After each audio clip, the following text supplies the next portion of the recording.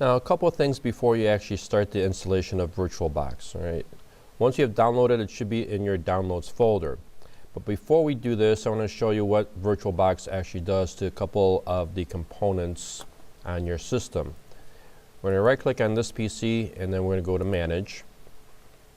From Computer Management, we're going to select Device Manager, and we're going to take a look at your network adapters.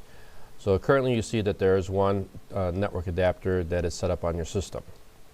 Right, so we're just going to close that. Now we're going to install the VirtualBox software. We're going to double click on that and pretty much accept all the defaults installation settings. So we'll click on Next here. No changes with this particular setup, so we'll click on Next. No changes here, so we'll click on Next. Now this is going to be creating a network connection, a virtual network card, so it's going to disconnect the network for the interim. And then we'll click on Install.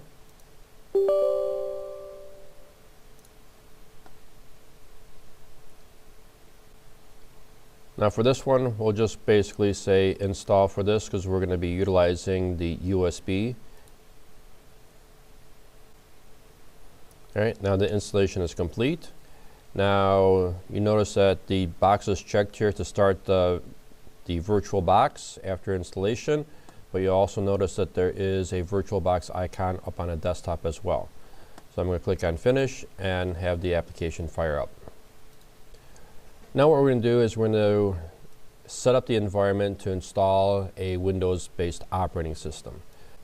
So now what we need to do is get a copy of the Windows 7 ISO image. To do that, we're going to click on this PC. We're going to go to our network location. We're going to go to Day 1 folder. Here's our ISO images. Here is Windows 7. And we're going to basically copy and paste it to our lab folder. And now what we're going to do is we're going to create a new virtual environment for our Windows operating system. To do this, we're going to click on New. And we're going to call this Win 7. We're going to keep everything else at its default. We'll click on Next. We're going to increase the amount of RAM that's being utilized by the system to 2048. And then we'll click on Next. Now the other information here is we have the disk that's going to be created. Again, it's going to be a virtual disk. So we're going to use the default option of creating a virtual disk. Click on Create. And the type of disk is going to be what they call a VDI, a VirtualBox Disk Image. We'll click on Next. And for the disk, we're going to allow it to be dynamically allocated. So it's going to basically grow when it needs to. Click on Next. So the file size and location is already that. It's just basically confirming our settings. And we'll click on Create. And there is our Windows 7 environment. Now before we could actually install Windows 7, we need to insert the CD, which is again the ISO image. And we're going to do that by right-clicking on the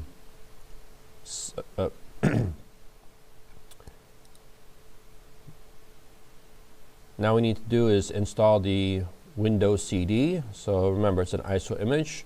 Now to do that, we're going to right-click and we're going to go click on Settings. We're going to click on the storage area, and here is a virtual CD. So we're going to select that, and I'm going to navigate over here to choose a optical disk. And then here we're going to go back to our CIT Labs. Here's Windows 7. We'll open that up. So you notice that we have a virtual CD that has been installed. We'll click on OK. And then we'll basically click on Start to go through the installation of the operating system.